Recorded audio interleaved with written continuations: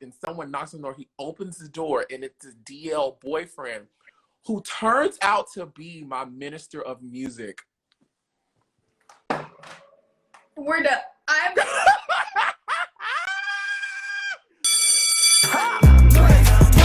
Everybody go. Everybody go. Everybody go. Everybody go. Everybody go. Everybody go. Everybody go.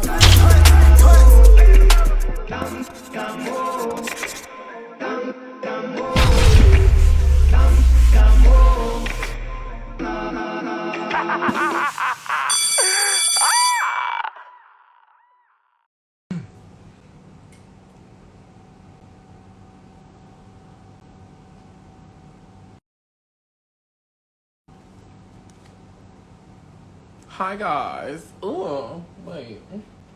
I need to fix my forest. In the meantime, I'm gonna put a little small piece of Band-Aid on it. What's the tea, y'all? Hi! What's going on? Good evening on this tasty Tuesday, everyone. Hello. Did you guys have a great weekend? A great week? Did you guys like do something? My titties are out. I'm sorry. That's how I feel tonight. I don't know.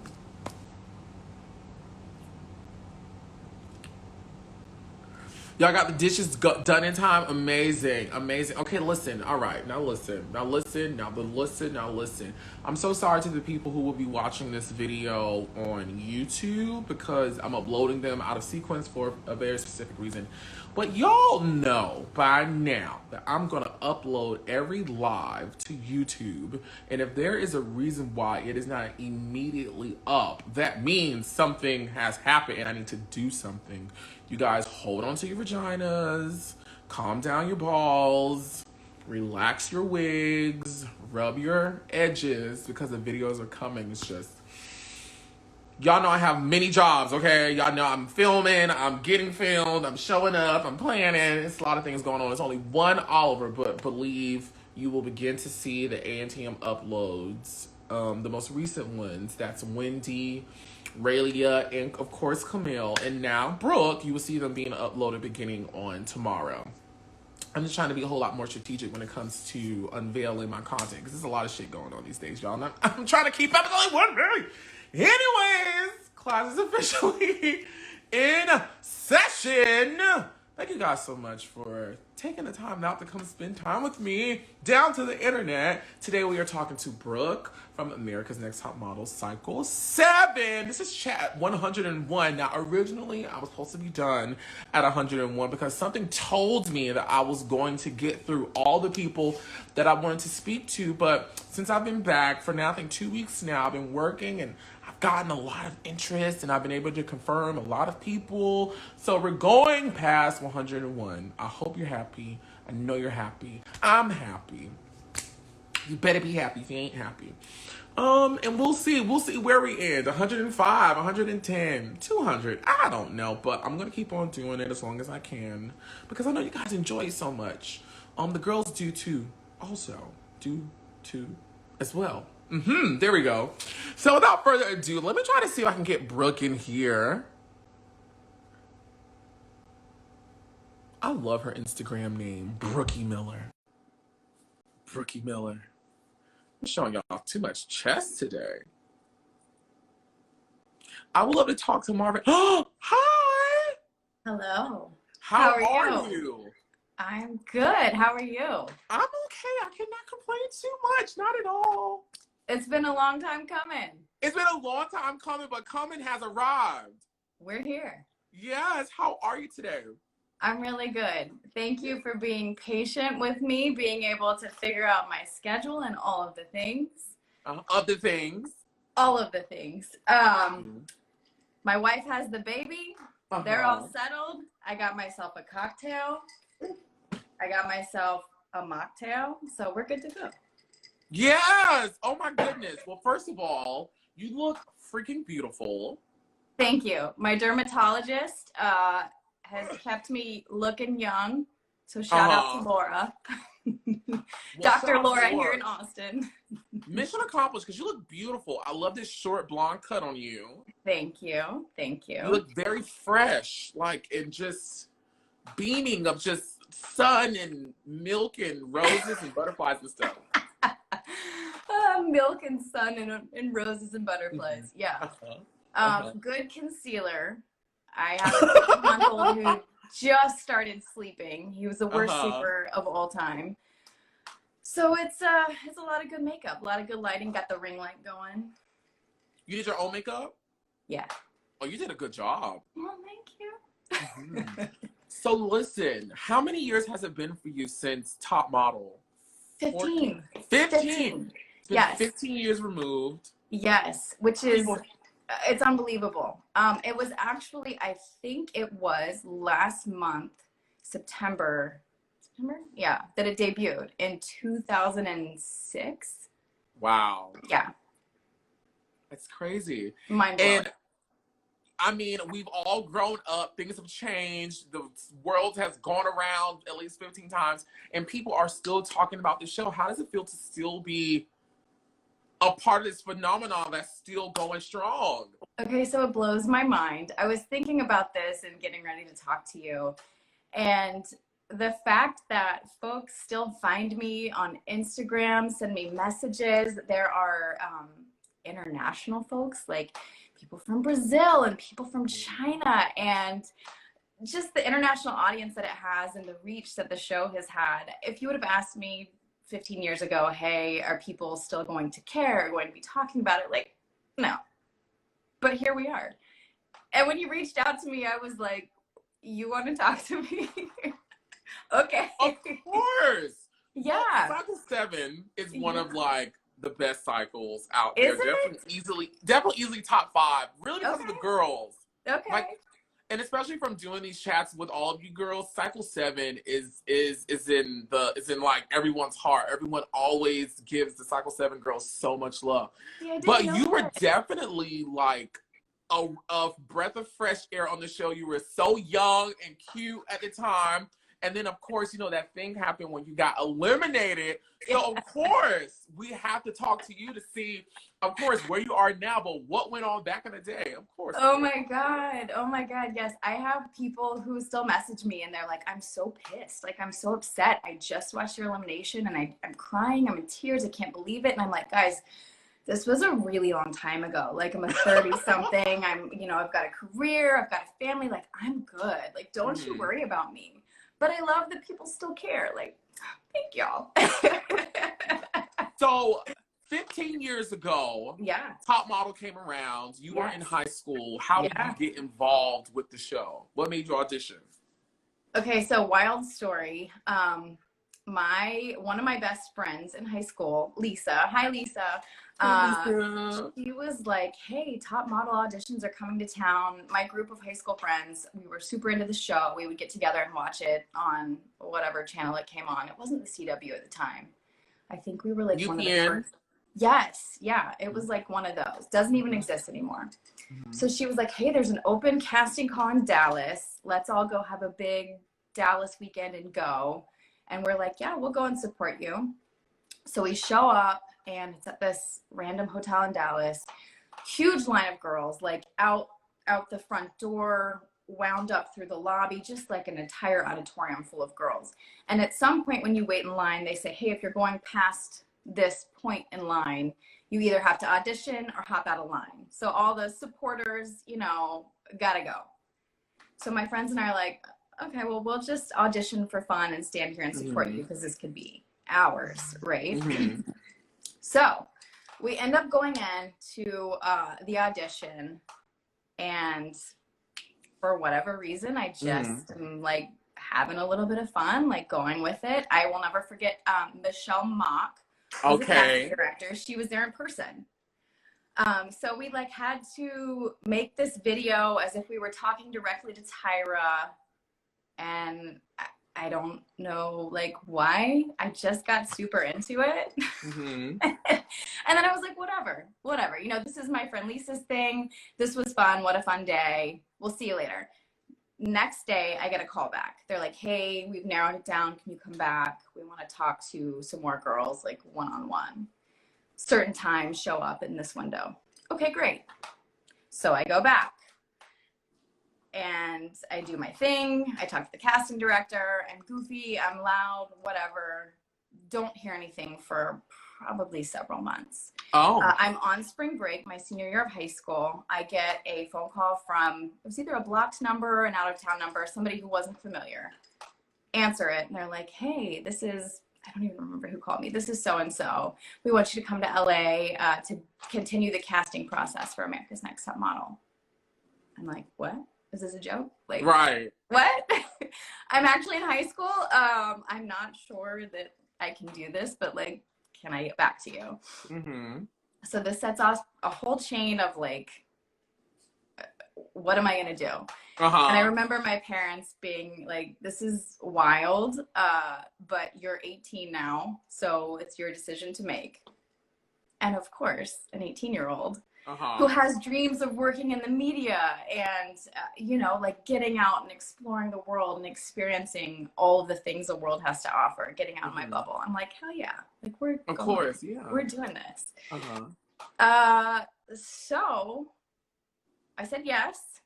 I think I had one English credit to get out of graduating, to officially graduate. I didn't have like a lot of school left. What I was doing, I think it was April. We were graduating in May, so I didn't have much to accomplish to get out of there. And I remember meeting with like a guidance counselor and going on a Saturday and like taking this test to get my English credit, cramming for this like 4-hour test, whatever, got it done, got my English credit, essentially like completed high school, and then hopped on an airplane to Los Angeles. Oh, that is amazing. It's so bizarre. Like now I look back and I'm like, what were my parents, like my parents said, okay. And they let me just go. Okay. But I'm glad I did. Perfect. I was just going to ask you that. Did you regret it? I'm still happy to hear that you're glad that you did it. But I also want to know, was it also a dream of yours to model, or was it to do media in general? No, the dream was never to model. Gotcha. Mind you, I'm 5'7". I think I'm more of like the girl next door than I am a supermodel. The dream was never like, well, let me go. But when somebody is casting you and picks you out of a sea of girls and says like, hey, we want you, come to LA. Like, who was I to say no? Right. Like, you think I could do this? Awesome. Let's go. So I definitely didn't turn it down. And I think I thought in the back of my mind, social media didn't exist at this point, right? Right. So there's no hope of being Insta famous, going on to be an influencer. Like, I think MySpace was what we were rocking with back in 2006. But in my mind, I was like, hey, maybe I'll meet some people. Maybe some doors will be unlocked. Maybe this will lead to opportunities. Why not go? Yeah, smart. Yeah. Sounds so smart to me. So you get there, you arrive in LA. What is like some of the first things that you see regarding the production of the show? I remember getting off the plane at LAX and immediately Miss J was there.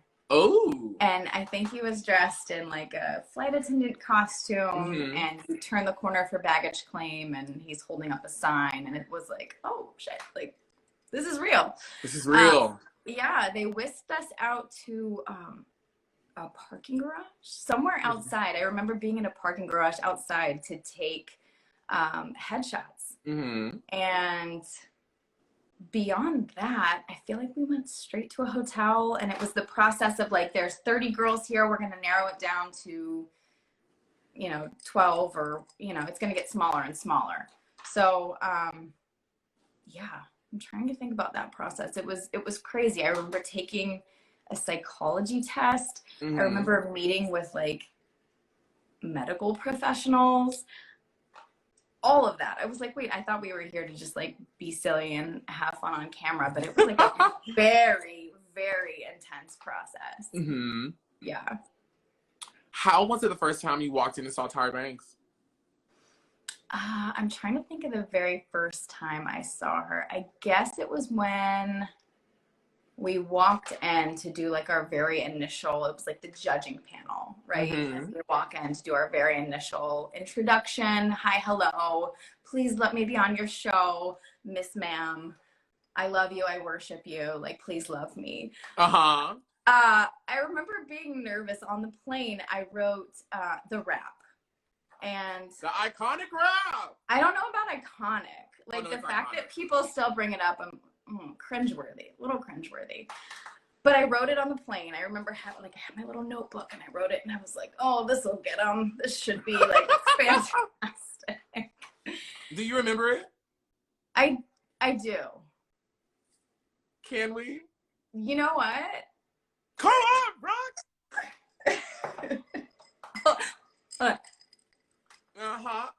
Just a spoonful of sugar makes the medicine go down. Makes it go down real good, okay.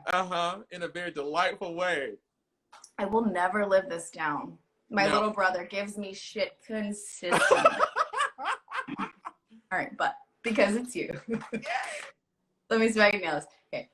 Intelligent and classy, got a cute little booty. Not only brains, I got the beauty. Confident, but I'm not cocky. I'm going to the top.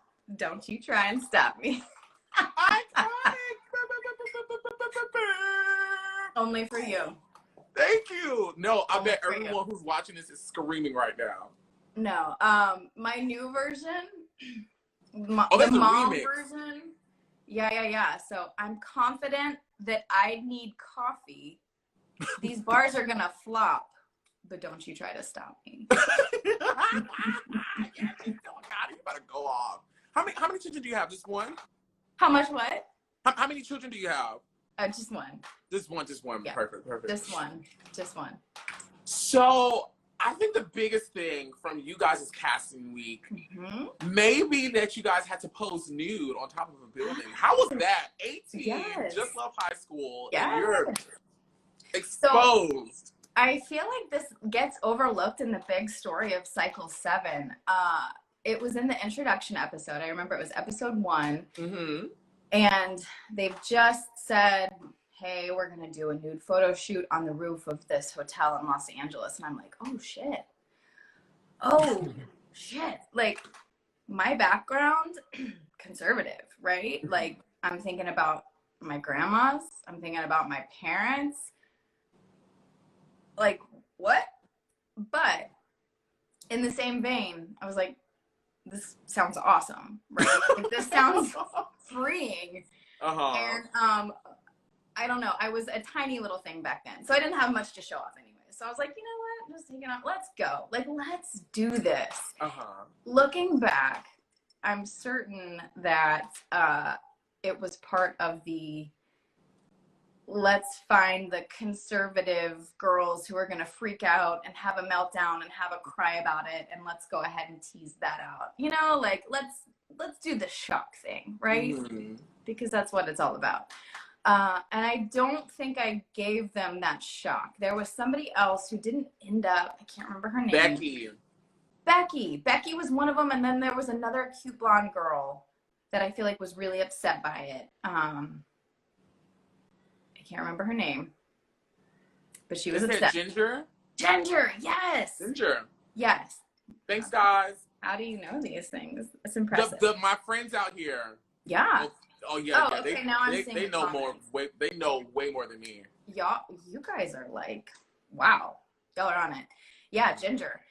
So I think that there were probably like a handful of girls that they were going for, like, the young, naive, innocent, gonna freak out thing. And I don't think I gave them the material that they wanted for that. I was a little more game than they expected. Which production normally does not like that. Right. But it was awesome. I'm not gonna lie. Like, who can say I sit on top of a hotel in LA, like, naked?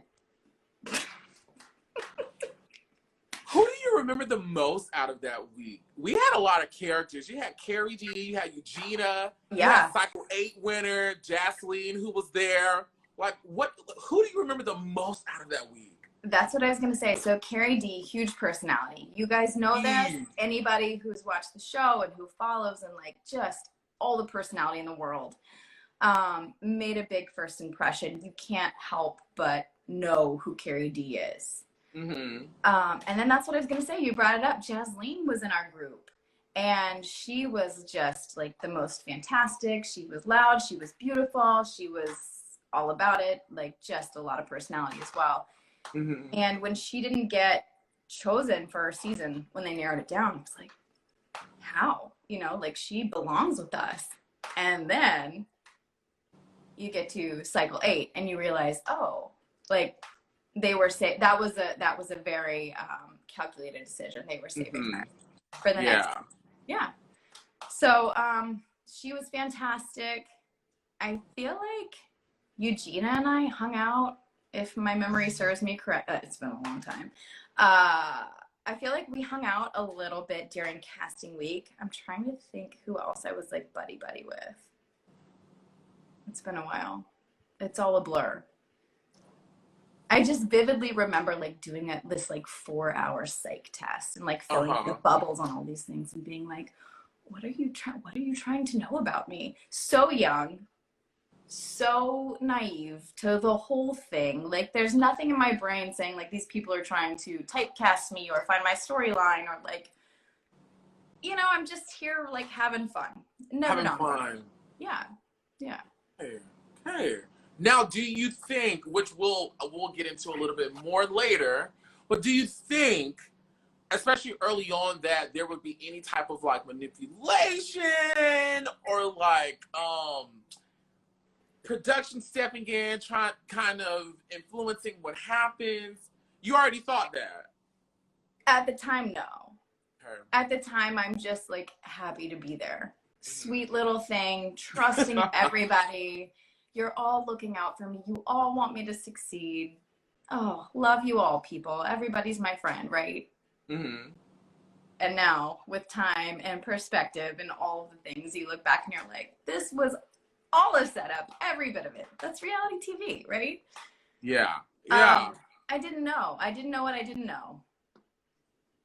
Before we get into roll call, what was the earliest indication that you can remember that, all right, y'all are pulling out stunts and shows on us? Yes. Okay. So we move into the house, the mansion in LA, right? We're in Brentwood. We're driving up in the big stretch limousine. We open the doors. We freak the hell out because it's like the coolest house we've ever seen. Pictures of Tyra all over, all Tyra. Like you just can't escape her. Her eyes are on you when you're sleeping. Her eyes are on you when you're peeing. Her eyes are on you when you're eating. But we get there and I can't even remember how many girls there were. 12, 11? Help me out. People in the comments, you guys know. How many were in my cycle? 10, 12, 11? I don't know. Whatever 14? It is. 14? Was there 14? 13. Somebody said 13. 13. Okay, thank you. Whatever it was, we get there and we're a bed short. And I think this plays out a little bit later when you see like Monique peeing on Eugena's bed. It was between Monique and Eugena. So we're like going in and staking our claims to our beds and like everybody's all excited to be there and I'm going to sleep here and I'm going to sleep there. And all of a sudden we're like, oh, we're a bed short. Mm-hmm. And that was the very first time that it dawned on me like, interesting. Right. Because of course you guys know how many girls are coming in. Right. Like this is set up for drama.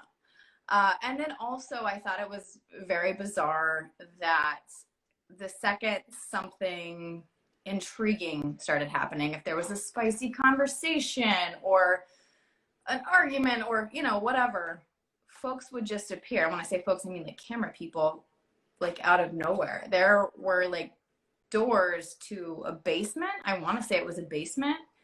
I don't know if it was like below the house or like tunneled in. I don't know. There were like secret doors that whenever something exciting was happening, the cameramen would be there. And like I knew there would be cameras, obviously. It was reality TV. Right. But I just remember being like, oh, like you're watching all the time. All the time. Wow. Thank you for that. Yeah. Well, we're about to go into the people's favorite part of this, which is Antm roll call, where I name everyone who's cast on your cycle, both models, judges and other talent, on-screen talent. You're going to tell me the first thing that comes to your brain. It could be good, bad, ugly, indifferent, a funny story, whatever you want it to be. Are you ready? All right. The first person is Christian Evans. She went home first. Yeah, Christian was so sweet. I actually spent some time with her during casting week. So sweet. Obviously didn't spend a ton of time with her, but have nothing but like good, pleasant memories. Genuine, like authentic girl. Was surprised that she got cut week 1. Why? I thought she was, you know, like had modeling potential. I don't know that she had like the story. I don't know what her story was. And that doesn't bode well in reality TV. You need to have like that narrative that carries you. So maybe that was why, I'm not sure. But super nice. Nothing bad to say at all. How was that first photo shoot for you? Oh, was that the stereotypes? The model stereotypes. Let me just go ahead and say they handed us like a book of all the photos we took. Like when we got eliminated, we got to take it with us as like some morbid souvenir. And I go through all of them at the time and I'm like, these suck. Like, there is not a photo of myself that I would ever take to an agency. Not that I like pursued modeling and would have been proud of and been like, hey, look at me. Maybe, and I told you this, maybe the photo on the runway, and that was pure luck because that was all sabotage and we'll go there later. But everything was just so over the top and so campy and so much makeup and so many costumes. And I have lots of questions about the selects, right?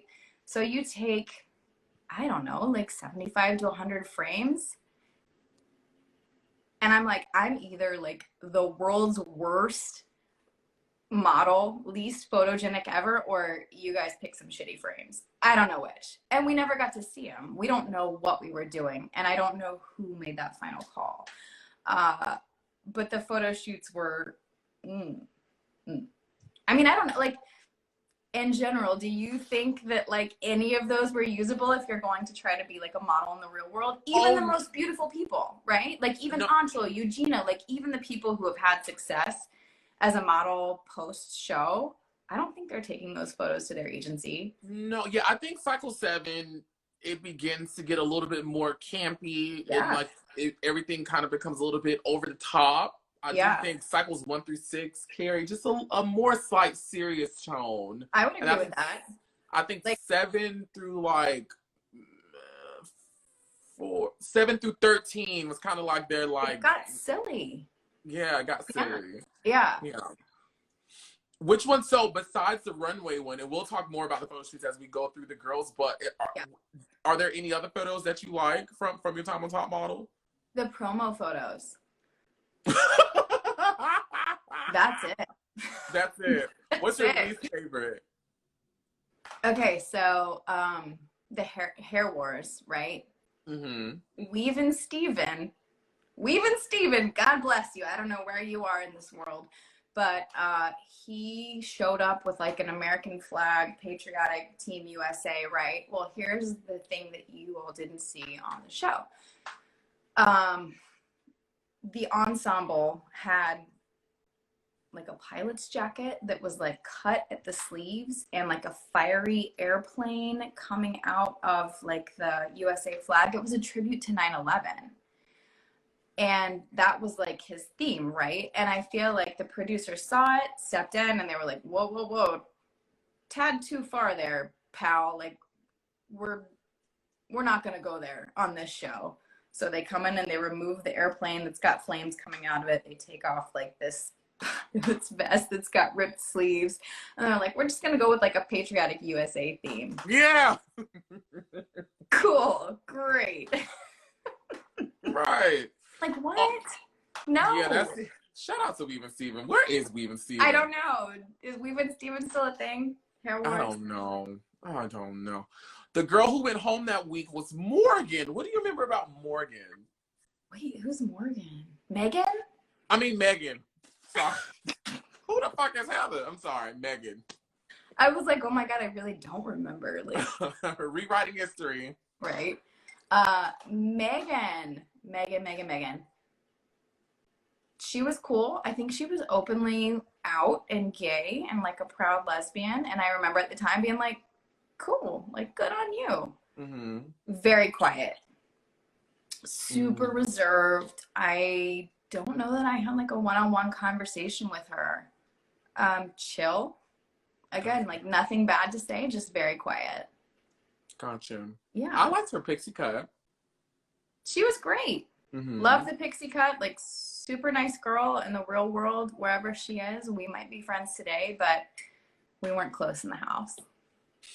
Next on the list is the icon living Monique. Monique. Okay, so people really hate Monique. Like, Monique seemed to be a lot. Yeah, she was a lot. A lot is a good word, but like the hate, I was a little surprised by. She got the villain edit, like pretty heavy-handed. She was a mess. Like, she was a mess, but she was not, in my opinion, like not a bad person. Editing can take you a lot of places, you know. Yeah, I don't have any hate for Monique that folks do. She was kind to me. I feel like she was into like reading the Bible and was like had some religion in her heart. So I was like, go be with Jesus, sweetie. Like, yes, that's what her mom told her. They are dealing with a child of God. She's a child of God. No hate from Monique. Villain edit, a little extra. I think she wiped her dirty panties on Eugena's bed, which is a little gross. Like, unhygienic maybe, but like... Does that make one a bad person? I don't know. I'm not going to be the judge. The photo shoot that week was the infamous runway on water photo shoot. Eugena still has a scar. I swear. Yes. She showed us when I spoke to her that she still has a scar on her knee. Yeah. And I'm shocked that there weren't more accidents and more scars and blood. Oh my God.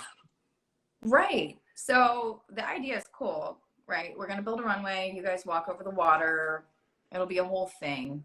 What they didn't tell us is that each individual section of the runway is like anchored to the bottom of the pool, but not anchored to itself. So like, I'm not an engineer, but like that's janky as hell. Okay. Like, things are floating in the water and bobbing and like up and down.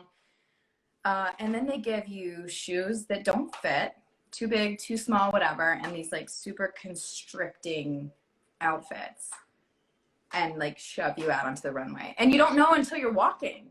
I remember taking my first steps and being like, whoa, like, this is not okay. It seems very cruel looking back. Like, I'm sure they were like, oh, this will make great TV. Inhumane. Bruise a few girls up. But yeah, that doesn't fly with me. That doesn't sit right with me all these years later.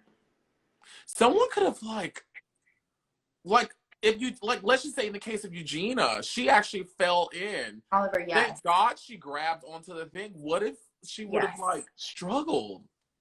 You're on it. They had divers in the pool. And so you take your step out and it's like blinding lights, right? And then you see these little like black things bobbing on either side and you're like, oh, there's divers in the pool. So I guess that was their way of being responsible about like if a girl fell in and truly needed saving, like, we got you, some lifeguards. But so cruel. So cruel. And like, is that entertaining to watch a girl like be humiliated and like fall into the pool and gash her leg open? Is that entertainment? You know what? In while it's on and while we were all drinking the top model Kool-Aid, it's like, make them get out there and do runways because this is what they do in the real world. Now, maybe 15 years later, we're like, oh my gosh, now that was a lot. That was too much. Yes. A lot of things kind of looking back with, again, the perspective of time, you're like, oh my, what? Like, who was making these calls? The next person on the roll call list is Meg, who we got the pleasure of speaking with. What are your thoughts on Meg? Rock and roll. Uh-huh. Yeah, those are my thoughts on Meg. Rock and roll.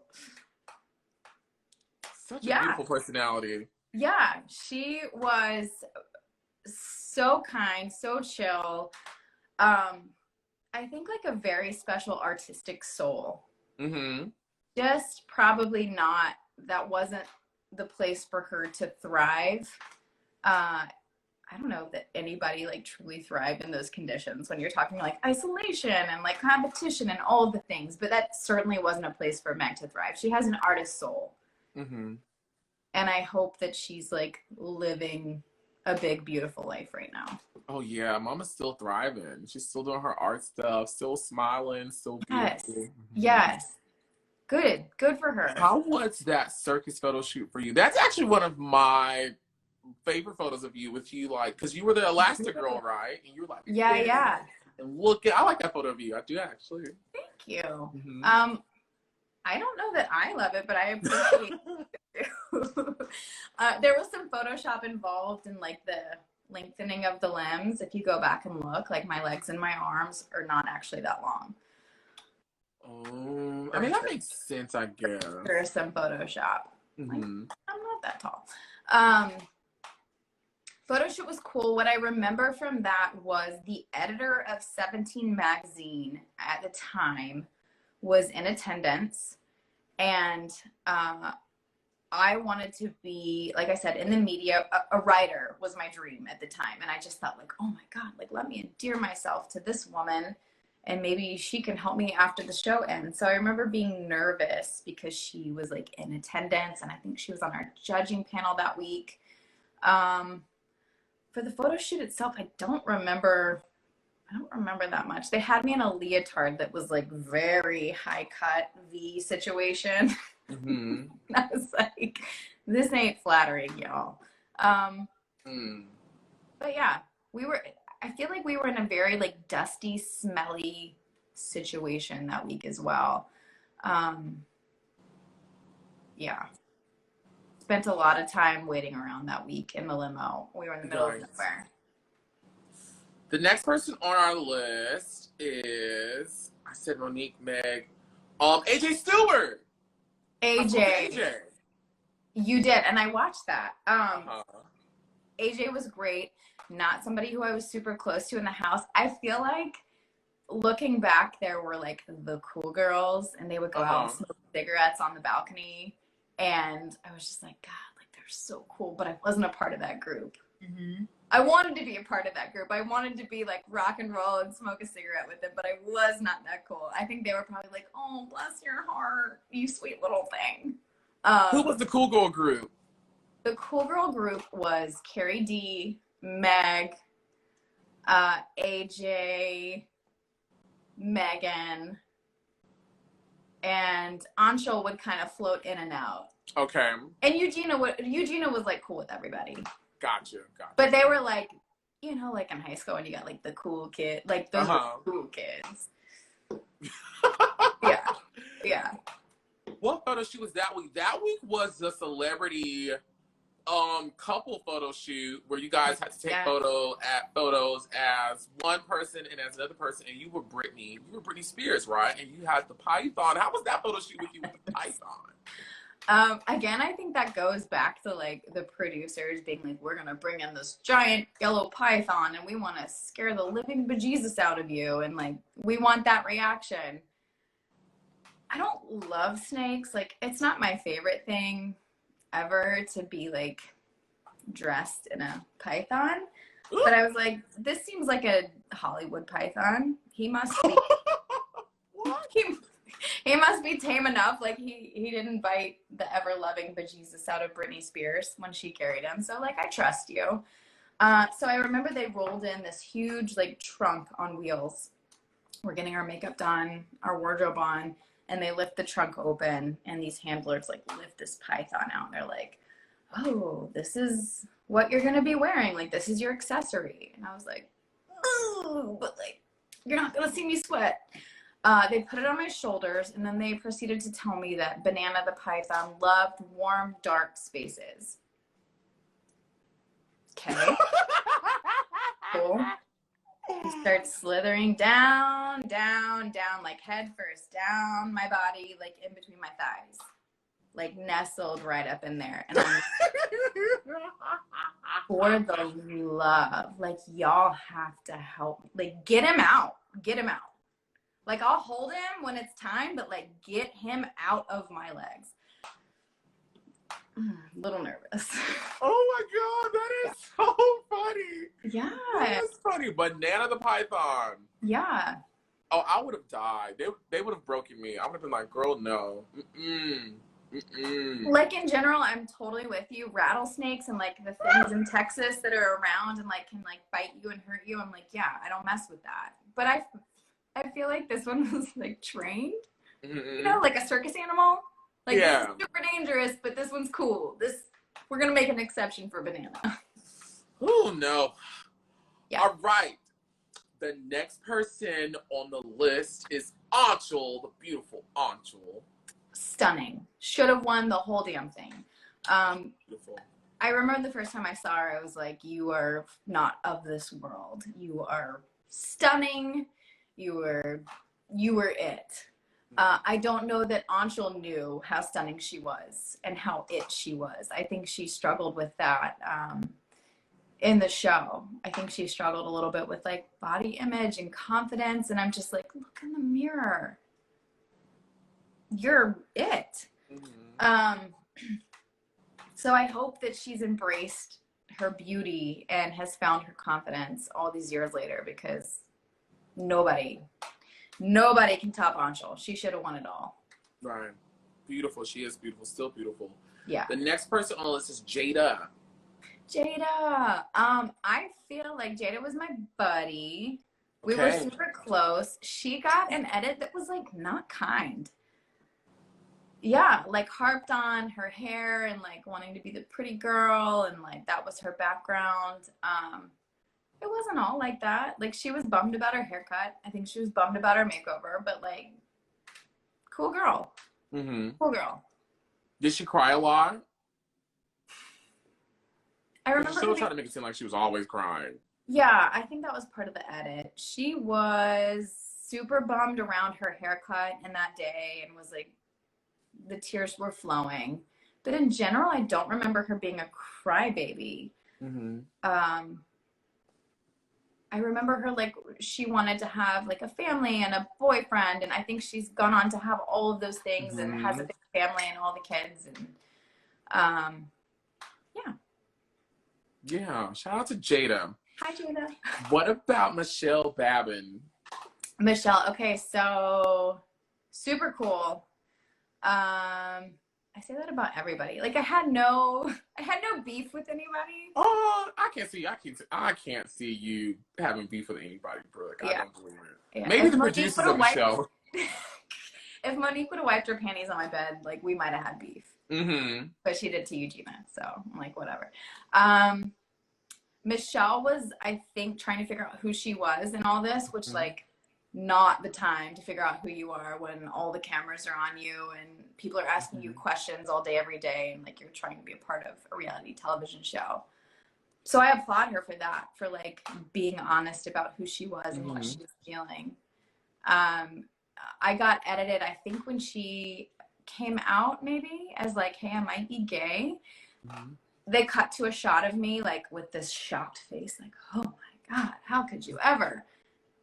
That reaction did not happen at the same time as Michelle announcing that she was coming out. That was completely unrelated. And I felt like so hurt, but that was the character I played, right? Like the young and naive. So that fit, but bad editing. I hope Michelle's doing great. I haven't kept up with her. I don't know if she's on social media. You guys may know. She took killer photos. Like in person, you're like, yeah, like you're a pretty girl, but like her photos just, there was something that completely translated. Very photogenic. I think she just got married. Oh. To a woman. Yeah, girl. I believe she got married. Yes, girl. And I think on social media, I need to find her. Actually, I don't think she is on social media. I think Facebook.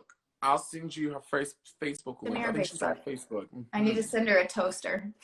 Oh, why a toaster? A wedding gift. Oh. Go off, Brooke. The next person on the list is Amanda. Okay, so obviously, like the twins, Amanda and Michelle, I feel like they were a package deal at the time. And I didn't really take the time to get to know Amanda, like as her own entity. Quiet, sweet. But I don't have like a ton to say more than that. Yeah. Nice. That's fair. Yeah. What about Eugena? I love Eugena. Like to this day. We've messaged on Instagram back and forth. I watched her interview with you. She's just amazing. Eugena's lit. She's amazing. You know what? If anybody, I said Anchal was beautiful, stunning, beautiful, all the things, yes. But if anybody should have won our cycle, it should have been Eugena. And yeah. Do you agree? No. Oh no, she's beautiful. She visited me in my home this year, actually. You guys had to hang out. Yeah, we hung out. Okay, we hung out in person. I'm jealous. And I was just looking at her. I was like, first of all, she's this big. Flawless. She's this big. Best abs. I just remember her wearing a pair of jeans, like cheekbones for days. Oh my God, her cheekbones are beautiful. Flawless. And also, like, the spirit and personality matches the looks. Like, she's everything. She's everything. Oh, I love you. I feel like Tyra did not love her. So hard on Eugena. And this again goes back to, we never got to see the frames that we shot. We just saw like the photo that popped up on the screen in the judging panel, right? Eugena didn't, I'm like, if she took a bad photo, that was the one you popped up on the screen. Like, she's not capable of taking a bad photo. And if you follow her on Instagram now, you know that. Which is so crazy because a lot of the girls that the show tried to make appear not photogenic after the show, when they do their own thing, they look freaking amazing. Just amazing. Beyond. There's not a photo that I've seen of her that I'm like, that's a bad photo. She's flawless. I should post, we took a photo and I posted on my Instagram. I should post all 20. Like, we took like 20 photos. They were all good. Eugena in every photo was amazing. I was like, I mean, of course she's a model. I'm like, how are you doing this? Like, how are you doing this? I feel like chopsticks standing next to you right now, girl. Nobody wants to stand next to her. I stood next to her in my elimination. I was like looking up photos, like trying to prepare for this, right? And I'm like, God, like, you didn't hold a candle. Stop that. Good for you, Eugena. I hope you made so much money. Oh yeah. She's had a great modeling career, amazing modeling career. Yes. Sucks for Top Model. They missed her out. They did. Next person on the list is Melrose. Melrose. Okay, another person. This goes in line with like the Monique thing that I feel like got a lot of hate that wasn't warranted. So Melrose showed up and was like the mama of the house. And I think they like were like, oh, she's the old one. She was maybe 23. And looking back, I'm like, old. That's what we're calling old. God bless. I remember she was unpacking her suitcase, like one of the first days we were in the house, and had like true fashion, right? Like she had the labels and the brands and like all of the real things. And I was like, wow, like you are special. She was very kind to me. I feel like she tried to kind of take me under her wing a little bit, like babysitter energy, you know? Like, oh, like, let me show you the ropes and I got you and whatever. And at the time I was totally cool with it. Now I look back and I'm like, I didn't need you to be my keeper. But I appreciate the gesture. She was ambitious. She knew what she wanted. She went after it. I think she was unapologetic in like our modern terms, she would probably be coined like a girl boss, you know, like vibes like that. But no issues with Melrose. Shout out to Melrose. I love that story you just shared about her. Shout out to Melrose, wherever she is. Wherever you are, Melrose. Wherever you are. And last but not least, CarrieDee English. Personality. Just explosion of personality.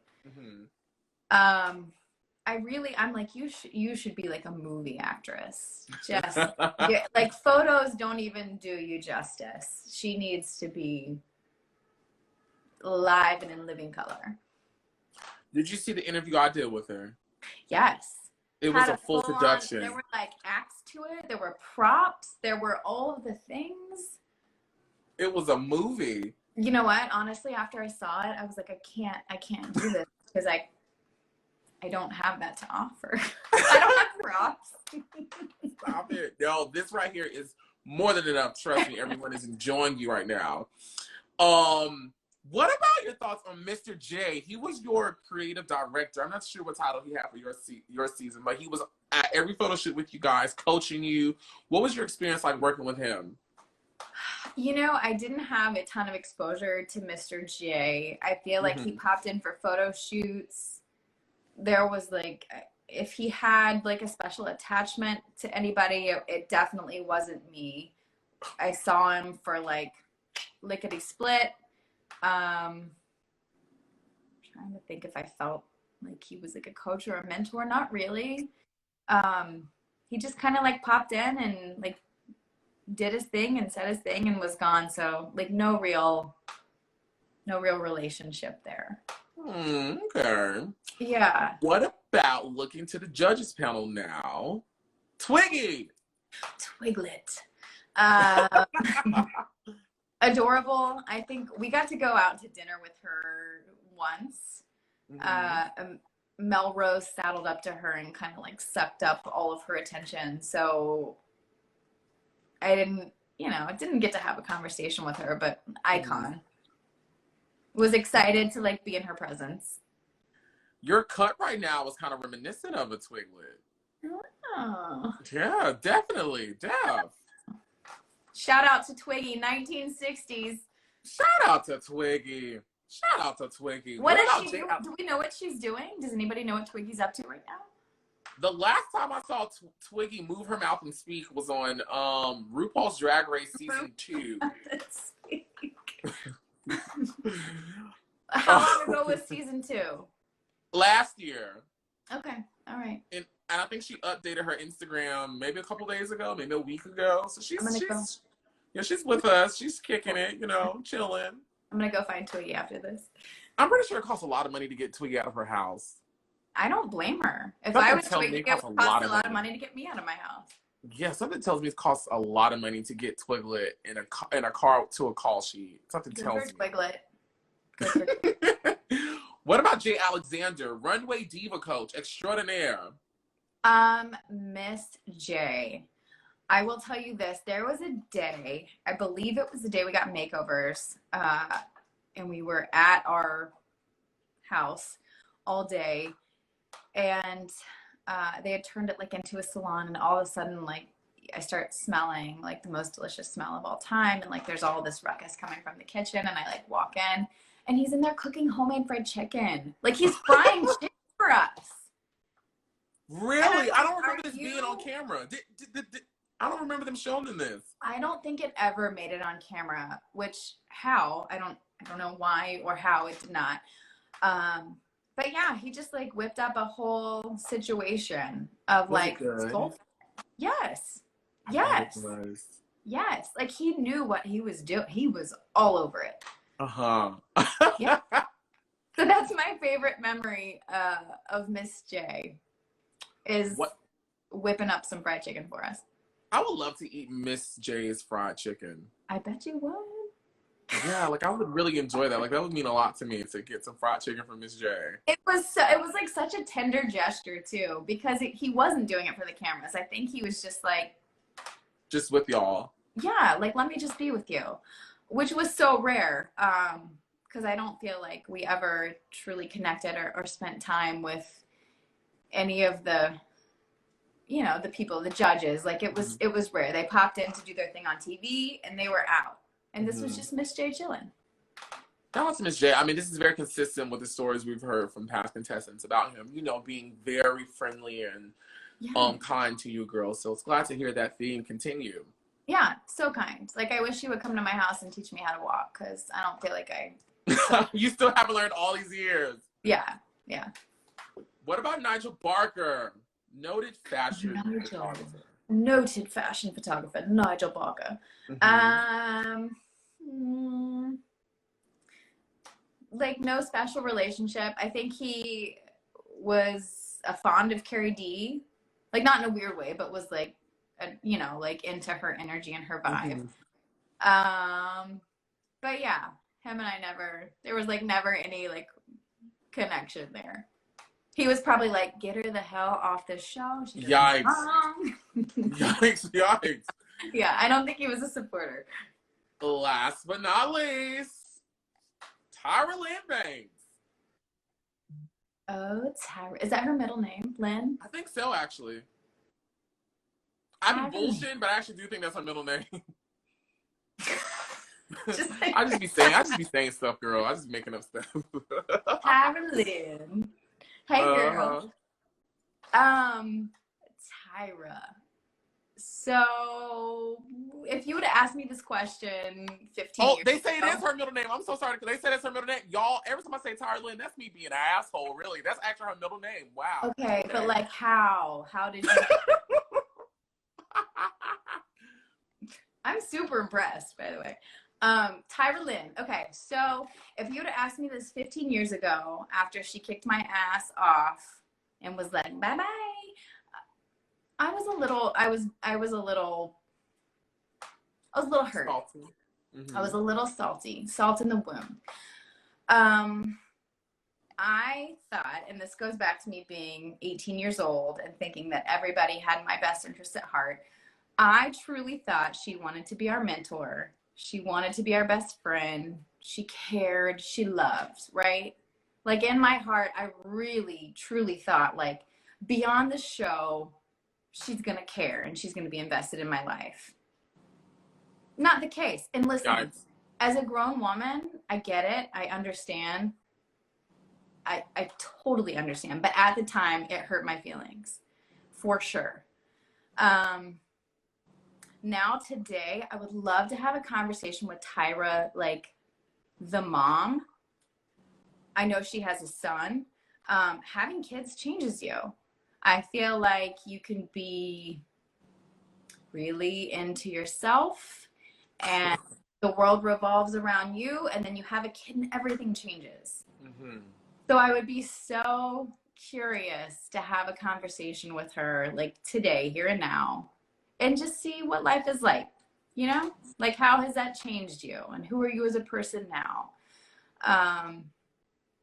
But yeah, and you know what? I wouldn't be talking to you today had it not been for Tyra. Created an empire. Like, amazing. An icon, truly. She really is. She really is. Like, say what you will. I know she does Dancing with the Stars. Like, yes, girl. You just keep pushing. You keep going. You keep staying in the spotlight. It's amazing. My feelings were super hurt as an 18-year-old. I felt very rejected. Everything felt very calculated when you booted me off on my graduation. It made me feel like I needed to be grateful for being there. But time passed. You know what? It is what it is. I hope she's doing good. Well, that is the end of roll call. That was a long roll call. Did we waste our entire conversation on roll call?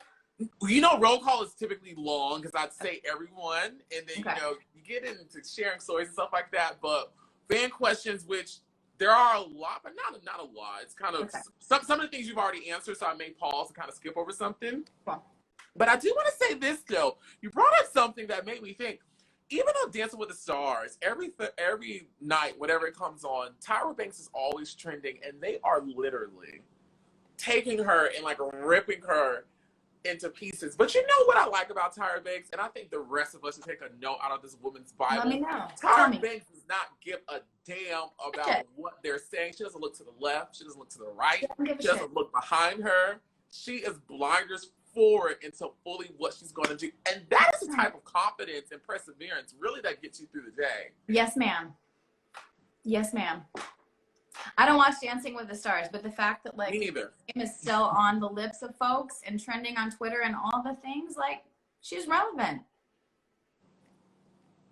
Go off, Tyra. Okay, here we go. Okay, the first question was going to be about how did you successfully escape high school, which you told us you took like a comprehensive test for your English, you needed 1 credit, and they let you go. Yeah, got my English like peace. You gave us your rap, your iconic rap. Dragon J27 wants to know, what do you think of your makeover? They took you from blonde, right, to brown. Yes, love the makeover. I had never colored my hair before then. So shock factor. Again, everything goes back to like, how can we get the reaction? How can we get the tears? How can we stoke the emotions? But I really liked it.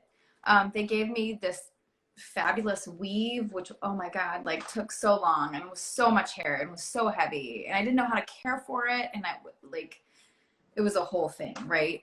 But the brown was fun. I loved it. I actually, when I got back after being booted, I let it grow out that summer. But when I went to college, I ended up dyeing it brown again for a year or so because I thought it was fun.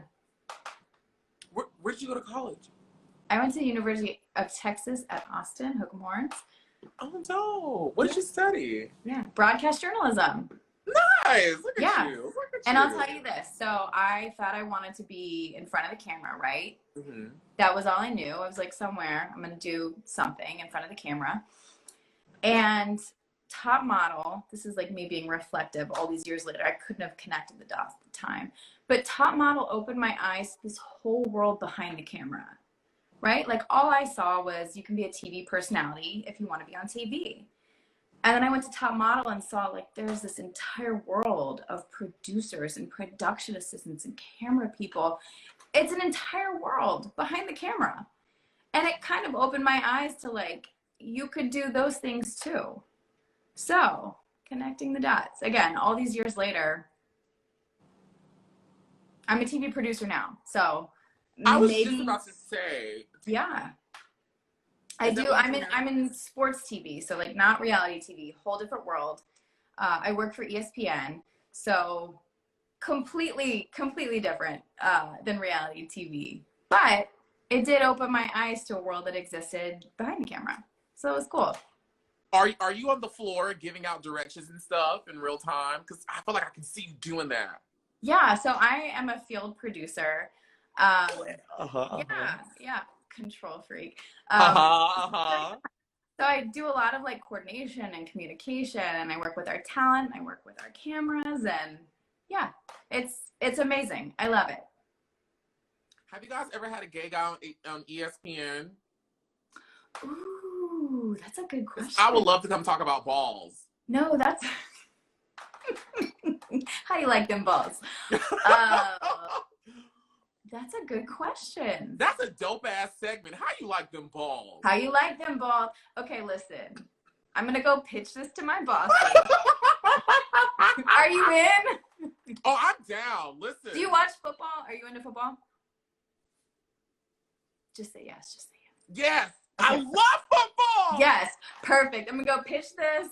I'll get back to you. How you like them balls? Now, to be quiet, now I do like football, but I do go crazy about basketball. I do get very excited about basketball, like extremely excited about basketball. It's something about seeing those men go back and forth and like so fast and like hitting each other and killing each other. I'm like, yes, fight, tear each other apart. I'm into it. Listen, I played basketball growing up my entire life. Like my family is a basketball family. I feel you. My wife was a coach for a long time. Worked in college basketball. Like we are basketball people. So I'm with you right there. And you know what? I can go into the locker rooms and I can talk to them and I can get, I'm excited. I can be right there. Think how groundbreaking that would be. This queer Black preacher with all of these men around, terrorizing them, but getting the job done. How you like them balls? How you like them balls? I feel like they would love it. I feel like you would be a fresh air to like this stale sports media.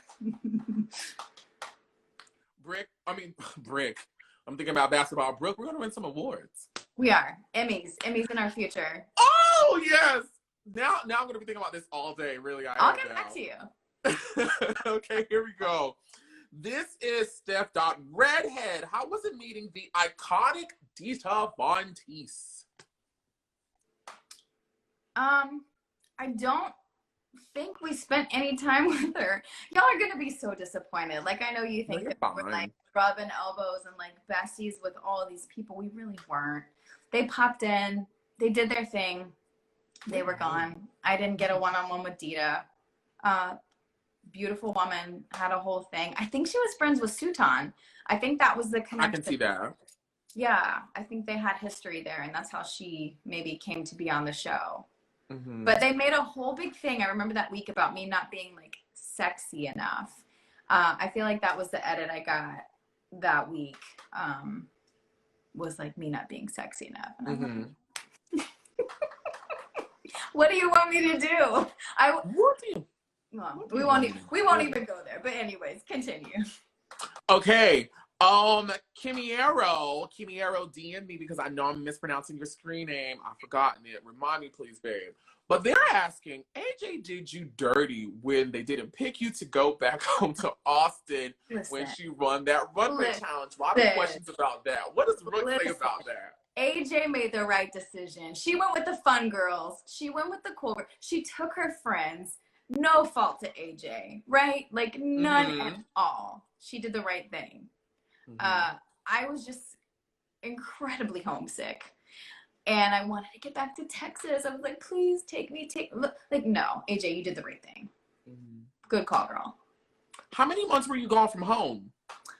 Not that many. I think we went like April, May, and I was back in June. It wasn't that, for me, it was not that long. I didn't go to Spain. I think, I'm trying to think if anybody did that was like kicked off before they went to Spain. I don't think anybody went to Spain that was I think they just took the girls that were still on the show. Gotcha. So it wasn't that long. I was just like super young, had never been away from home, wanted the chance to go back, but AJ, you made the right call. Yeah, shout out to AJ. And Kimmy Rowe, I see you. They said it's Kimmy Rowe, girl. I hear you. Now, this is Julio, and they're saying, girl, you got me all excited. I want to know, what was she thinking when she did that photo shoot with Fabio? Did she feel she had a better picture than that, the one you went home on? That picture wasn't terrible. Like, it wasn't terrible. Like, the styling and the whole concept was god-awful, right? But, like, like, it wasn't the, if you were gonna send me home like week 1 or 2, that wasn't a photo to send me home. Fabio, let's talk about Fabio, right? Let's talk about Fabio. He loved Anchal. All these years later, that's what I remember about Fabio. He was like infatuated with Anchal, and who wouldn't Anchal be? looked good. I don't blame him.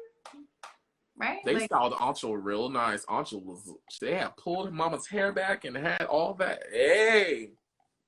Mama was working. Fabio did it.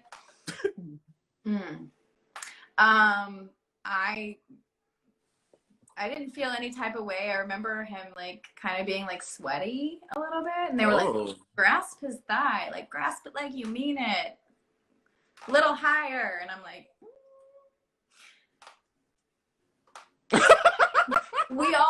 we all know now why it didn't translate, right? Even back then. I mean, I don't know that I knew back then, but like it all makes sense now. Right. I got you. Yeah. Now a lot of these questions are about your elimination day, which you touched on, but we're gonna keep going. Yeah. Now Tim Lean is saying TBH, excuse me, the photo choices were sus for her, which you spoke about already. Why do you think they chose not such flattering photos of you? Was it because they wanted to fit it into the storyline so that when you went home it made sense? What do you think it was? Listen, I wish I could have seen my frames. I wish I could have seen what they were working with. I might have just been like a shitty model. Like I might have just not have known what I was. That could totally be the case. They could have all been terrible. Mm-hmm. But like, if you're going to take 70 to 100 photos, like surely one's going to be okay, right? Right. Yeah. So I don't know. My eyes all looked like, the makeup was crazy. I don't know. So your last panel, how was that for you? What do you remember about that day? The one that I got kicked off? Yes. You're like, your last panel. That was like, so you see what I tried to do? You see what that was like super delicate. I appreciate you. The last panel, I remember thinking I had like a decent week, right? Like you kind of go back in your head, like walking into these things and you line up and the panels take forever. First of all, like you see it and it looks like it's, 2 minutes of television, but it's hours of deliberation and you stop and you wait and all the things. Nothing in my brain was like, this is the week you're going to get kicked off. Nothing. Completely caught me off guard. I remember being in the bottom two with Eugena and thinking like, no offense to Eugena, I was like, she's going to go home. Like my photo was a little, and then it all clicked. When Tyra showed the photo and she was like, hey, you're out. What did she say? I don't even remember what she said. Like, pack your bags. Oh, that's actually perfect because the next question I have for you is, oh my God. Yes. Let me tell you something. Yes. What are your thoughts? I love Top Model, of course, because I'm here doing these things. Mm-hmm. But I have a running list of at least 5 things that get on my goddamn nerves when I'm watching the show. The dubbing. Possibly number 1 is the dubbing. Terrible. It's horrible. As a TV producer who has like edited, right? Like I've sat there and edited and I've edited tracks into shows. I'm like, do you think we're all that dumb? It was terrible. Like, why didn't anyone tell her? And I mean, okay, here's the thing. To make it even more believable, they could have, once everything was done, they could have said, Tyra, can you say a list of these things so we can get the same sounds, we can get the same... And back up there. The same ambient, whatever, the same conditions, so it doesn't sound like she's in a studio with a mic in front of her. Yeah. I think that was their way. And then her acting sucks. Listen, it was callous. It was harsh. It was real harsh. I was very upset at the time. I think it was their way of like trying to smooth things over a little bit, like in post-production, like let's smooth this out and make sure our audience knows that like she did graduate high school. Like we didn't keep her from receiving an education and a diploma. Like we're not that evil. You graduated. You just missed a ceremony, Brooke. Is that what she said? That's what she said. I just remember watching it and I was like, she didn't fucking say that. Like that did not happen.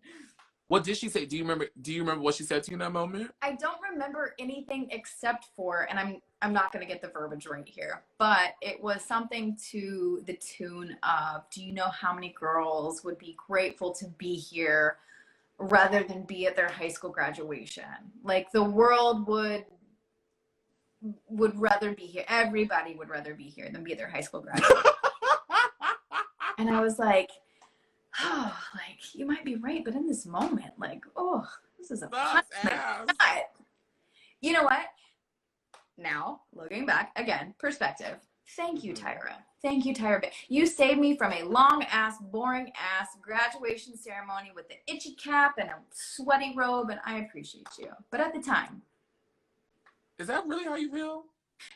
Truly. Like, oh.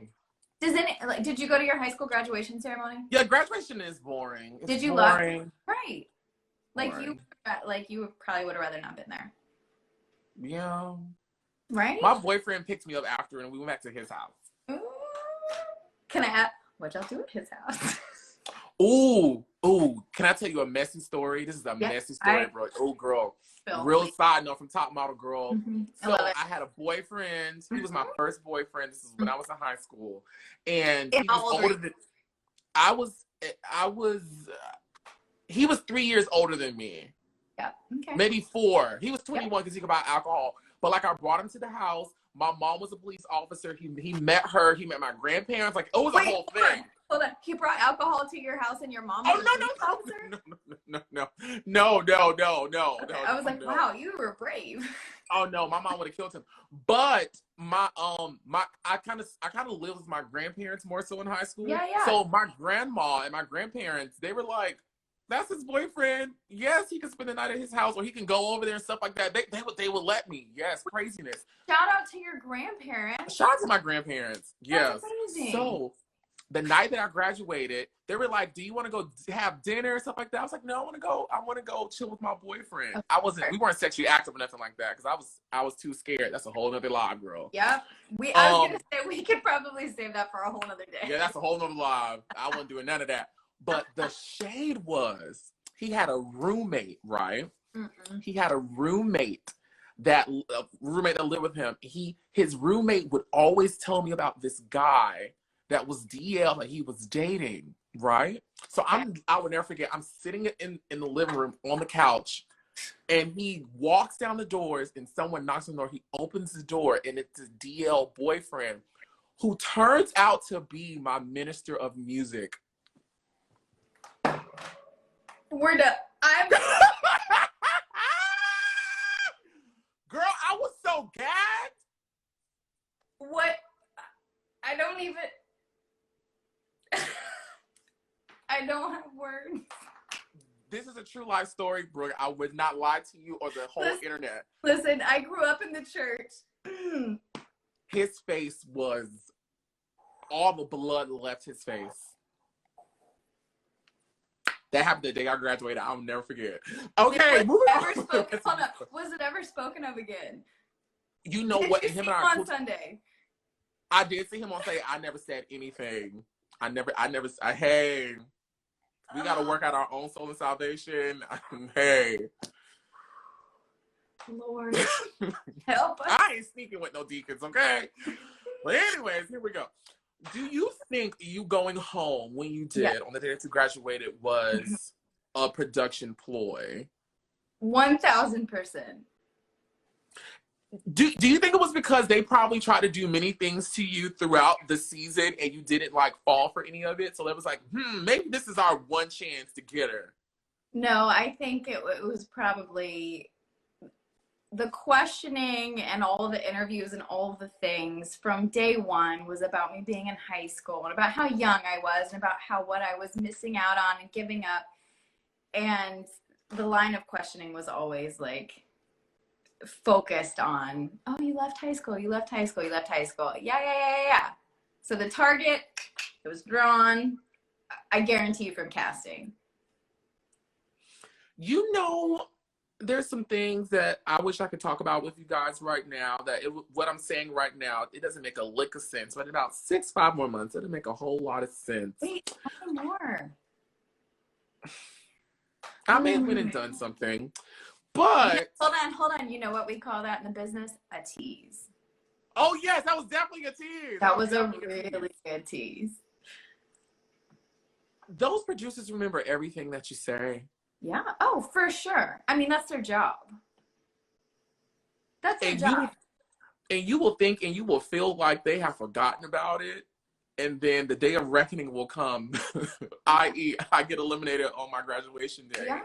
I mean, that's their job. They're there to tease out the story and to build the characters and to shape the narrative. That's their job. And no fault to them. I was just very young and I didn't understand how it worked and I just trusted everybody. So that was on me. Which is a question that I'm going to ask, which I'll ask you right now. Do you remember some of the things you shared with production? The question was, someone remembered when you did like a Q&A on your Instagram and they were like, how you felt like the producers made you feel so comfortable talking to them. Do you remember some of the things you shared with them? And did you see those things play out later while you were filming the show? There wasn't anything specifically that I was like, oh, you're using that against me until we got to the graduation thing. And then it was like, you know, the week leading into that, all the line of questioning was, how are you feeling knowing that all this is going on at home? Do you miss your friends? Do you wish you were there? And it was like very direct line of questioning. But other than that, I don't feel like I was really played too hard. I was talkative. I was an open book. I was like, let me just run my mouth and like tell you everything. So I feel like they used a lot of my sound bites to like, you know, kind of narrate the things that were going on. But I don't feel like it bit me in the ass until the very end. Very end. Yeah. How do you feel about your edit on the show? I think you got by pretty well. Yeah. As much as a TV edit can be true to character, I feel like it was pretty true to character. They really played up like the young and the naive and like the, you know, like wide-eyed. But to be fair, like I was. Yes. Yeah. Yes. Yeah. Okay. Now here's some things. Now this is from course Chate. Sorry if I mispronounced that. They want to know, can Brooke confirm Anchal's conspiracy theory where people eliminated coordinated with their plane ticket return dates? Do you know about this, and what do you have to say about it? So I do know about this. I watched Anchal's live with you, and it was all, I was like, wait, what? Oh yeah, like kind of had to like dig and like clear the cobwebs out and get to those far back memories. But I do remember at the time us kind of like conspiring and being like, oh, it was planned all along. Whether that was true, that we all had like departure dates that were set and planned before filming started, who knows? I tried to find my box of things. I had like a journal and all like the NDAs that we signed and the plane tickets and all the things. I had kept it all. Couldn't find it. Don't know where it is. Somewhere in my house, some closet. But if I ever do find it, I'll let you know what the date was. But yeah, she was probably onto something. I don't doubt that her theory was correct. What I was super bummed about is that we didn't get to go to Spain, because I feel like a lot of girls that got kicked off close to that trip, they take with them and use them as decoys.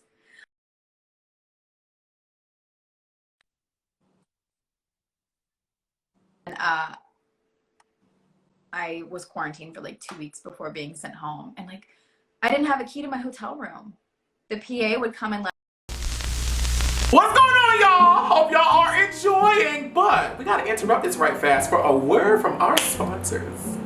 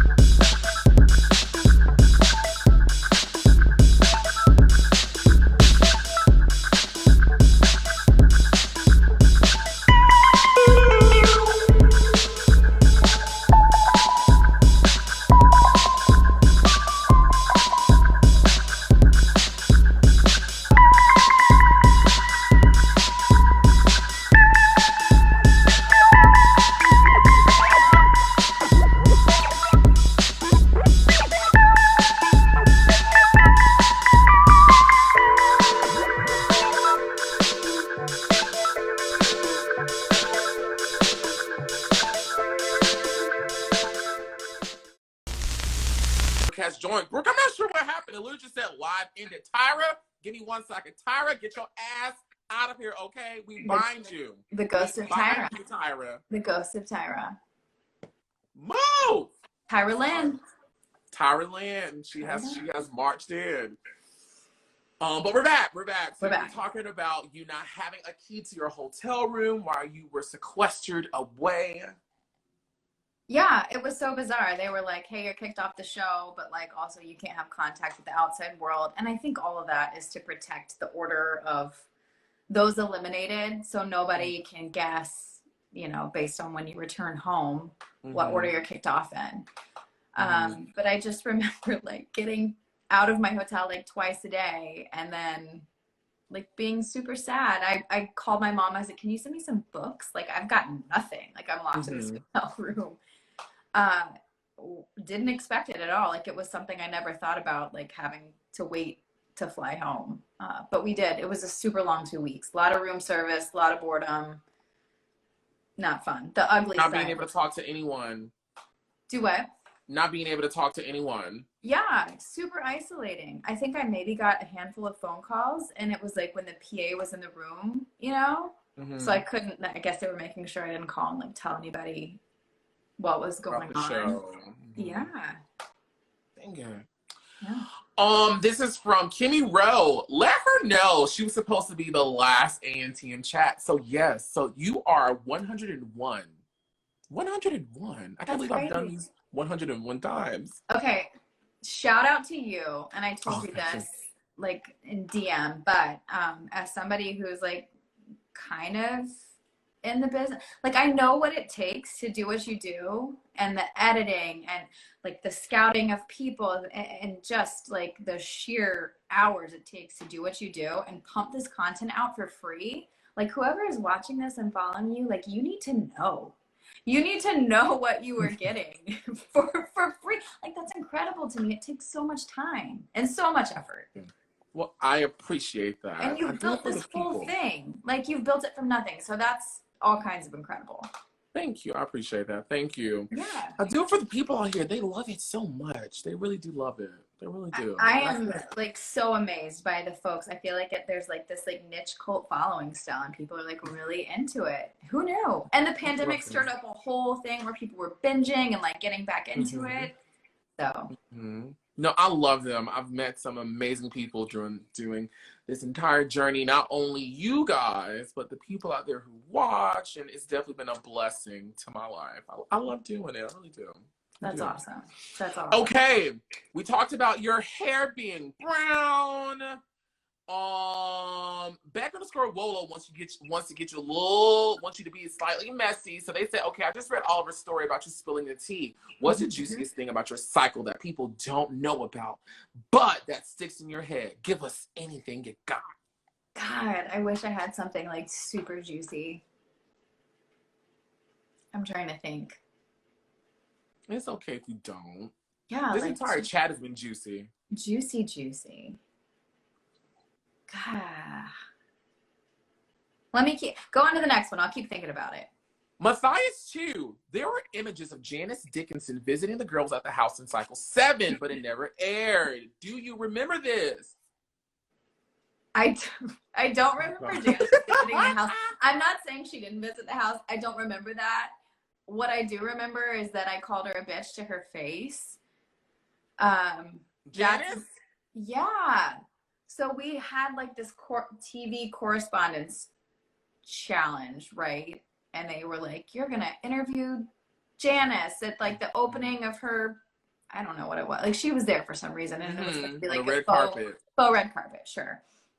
I am a rule follower. I'm a direction follower. The guy that was coaching us up, I think he was on Entertainment Tonight or one of the TV shows at the time. And he was like, we need to find out like why Janice is so bitchy, and like maybe, you know, you guys can get into that and kind of work or whatever. Well, like my brain latched on to like follow instructions. He said, find out why she's so bitchy. So like the first thing I said with my little microphone was like, why are you so bitchy? Like record scratch. I don't know. Like, why did that come out of my mouth? Why? You're following instructions. Yeah. Like, way to warm up your subject. Lord. Sorry, Janice, I'm sorry. I don't think you're bitchy. Somebody told me to act. I'm like, I'm sorry. Wherever you are, Janice. I don't think you're bitchy. I was following instructions. Were you asked to do All Stars? No. Okay. I feel like I was maybe a little bit critical of the experience, like right after you kind of go on a press tour after you get kicked off. And at the time it was like the Tyra Show and like local press and like magazine, whatever, you know, like you kind of do a little press tour, you come to LA and you do your thing once you get kicked off. And I feel like I was maybe a little critical of the whole thing. And whereas at some point I feel like Tyra and I were good when I was honest about my experience, I think things were like not so good. Never heard from anybody again. And I took Tyra a gift. I remember I went on her show and I had taken her maybe a bracelet or something. I had taken her a gift to be like, hey, like no bad blood, like we're good. I appreciate you. And she wouldn't even come into my dressing room to see me. They're like, she'll see you on stage. Like she'll see you when the cameras are rolling, but she wouldn't come like say hello. Daggers. It was daggers to my little 18-year-old heart. Yeah, that sucks. I mean, you know, on one hand, there's nothing written in the Bible of the world that says Tyra Banks has to come speak. But for me, if I was Tyra Banks and someone had been on my show and now they're here in my house, maybe just a Southern man in me, but I'm going to walk over here at least for 5-10 seconds just to say, hey, baby, how you doing? Hug my neck. Thank you so much for being here. They treat you right. Quick hug around the neck, bushel and a peck, all the things. Do you know that song? I sing it to my son every night. I love you, a bushel and a peck, a bushel and a peck, and a hug around the neck, hug around the neck, and a barrel and that'll talk in sleep about you, you know, about you, and then it's chicken, it's gonna turn to chicken, cause I love you, a bushel and a peck, you bet your pretty neck I do.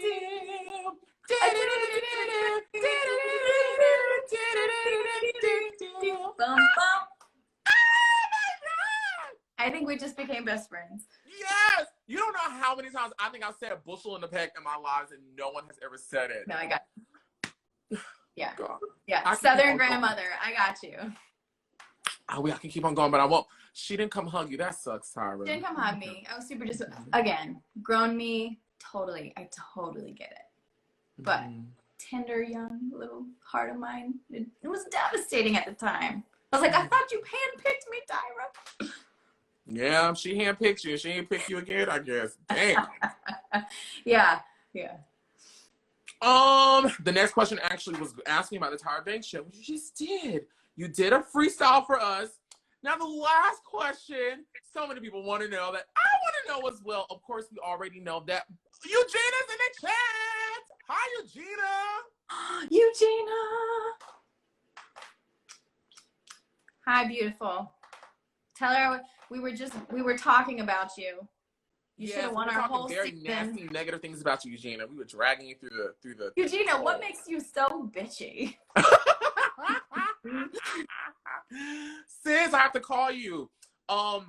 So you've already told us that you did not pursue modeling after the show. Right. You told us that you are now in TV. You work for ESPN as a field producer, which I think is so dope. But I think the most dope thing that I found out is that you are part of the LGBTQ plus family. Yeah. And so many people, including me, want to know your coming out story, if you care to share, as well as how you met your wife and how's life. Yeah. She's the very best part of my life. First of all. Oh, yeah. First of all. She's wonderful, and my son is wonderful, and they're the joy and the love, and they make the world go round for me. So, but it was a super long, tough road to get there. I didn't grow up in a situation where being gay was okay. Conservative, religious, all the things. I think I had a lot of internalized homophobia, as a matter of fact. If you were gay, it wasn't a good thing where I grew up and where I was from. And this is one of those things where you go back and you look and connect the dots and say, hey, how was my experience on Top Model, like, reflective of life today? And I think this is kind of like a profound thing, and I feel like this is therapy right now. It was the first time when I got out of my very conservative, very religious bubble where I saw openly queer people thriving, living their lives, being who they were, being celebrated, and just going about themselves day to day, you know? And they weren't stigmatized. It wasn't a bad thing. It was just like, hey, I can be authentically who I am. Nobody's judging. If anything, it's like this beautiful celebration. And I look back and I'm like, oh, that might have been the first time where I felt like, hey, it's okay. It's okay to be gay.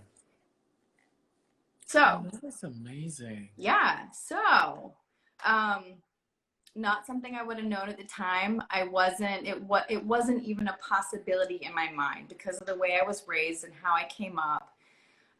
Even if I maybe had like crushes or inklings of like, oh, this is, like this might be something, it was crushed by the fact that like I didn't have the framework for that. Like life was prescriptive. You graduated, you went to college, you found a nice boy, you got married, you had babies. Like that was the way life went, right? I didn't know any different. I didn't know anything different could exist. So that's what I went along with. And after college, I made a move to the East Coast for my very first job, living by myself outside of my bubble for the first time, like truly. Had a lot of time to like be self-reflective and like really get to live life on my own terms.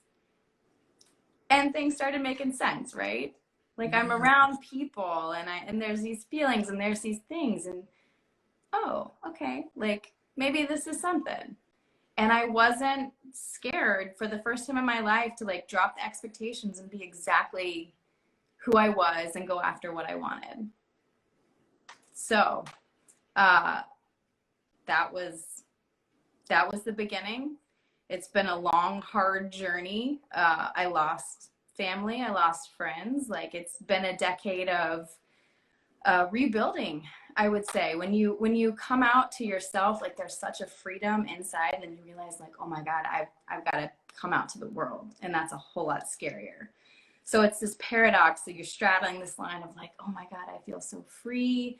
Everything makes sense. Like life makes sense now, but then publicly, like, you have to share that with people. And some people have a harder time than others of being accepting. And again, we could probably have a conversation offline about this, you and I, but like, it's not easy.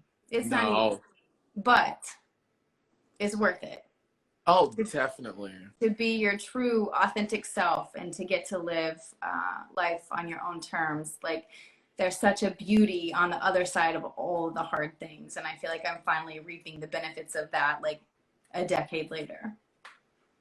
This is so amazing. And this is why I love doing these chats, because, of course, we get the things of the things. We're talking about Top Model. But to see where a lot of you guys have grown into, and just to hear these great life lessons and nuggets about growth and change and being confident and stepping out and embracing yourself is just so great. And I'm so happy that you're here sharing this, because so many people are going to hear this and so many people are definitely going to be inspired. But just by looking at you, how beautiful you are, how amazing you sound, the life that you have, it's very reflective in your aura. And it's been a big pleasure just to experience all of it. It's been so wonderful talking to you. I spent so many years trying to distance myself from this. I think after the show ended, I wanted to be a professional and earn things on my own merit and not have that attachment. I think for a long time I was like, oh God, like don't bring that up. Like that was long ago and super embarrassing and I can't believe. But 15 years later, I'm finally in a place where I'm like, you know what? It was fun. Let's talk about it. Let's celebrate it. And this was a great way to kind of jump back into it all. And it's been really fun walking down memory lane. Yay! I appreciate it. Thank you so much. And I have one final question for you. I ask everyone this question, which is, if you were standing before Tyra Banks right now, what would you say? Oh, that's a good question. Do you want to be on top? No, I think I would ask her about motherhood. Like I said earlier, it changes you in profound ways. I would be curious to know how it's changed her. Mm-hmm. Yeah. Hey, buddy, do you want to say hi? Oh, my little guy just walked in. Is that Eugena? Hey, please, Brooke, you continue. Continue. Come on. My little guy just walked in. Do you want to say hi to mommy's friends? Baby! This is River. Hi, River. That's Eugena, and that's Oliver. So adorable. Oh, can you say hi? It is it's bedtime around these parts. Yes, we're gonna get off so everyone can go do their own thing. Eugena, I love you, girl. I did not want to be. I didn't, Brooke. I'm so sorry. I just wanted to see you, and I was not trying to take over, and I did not want to put me on. I did not want to do that. You know that. This is no, girl. This is the highlight of my day. It's so good to see your face. It's good to see you too, and I want to say I'm so proud of you, and it's so good to see you just be you. Because yes, because back then it was you were.